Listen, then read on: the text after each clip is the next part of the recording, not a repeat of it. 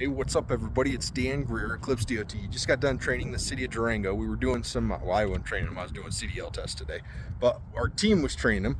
One of my awesome guys, Jay, was training them. Just got back to my pickup after we got done doing all the good stuff.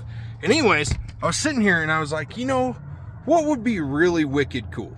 And I thought about this a little bit and I was like, man, we should do some videos on CDL training and testing and stuff like that to put some of that up. So with y'all's permission, I want to do some short form videos over the next few weeks, like 2 minutes max. I want to break down the CDL inspection for the new modernized test, as well as I want to get back in and do some of the other stuff for the non-modernized test, what they call legacy now, and kind of go from there. And I also want to just say, hey, if y'all are looking to get in your CDL, you should check out EclipseDOT.com. I know my hat's dirty, man. Give me a break. I've been outside, it's sweating, it's hot.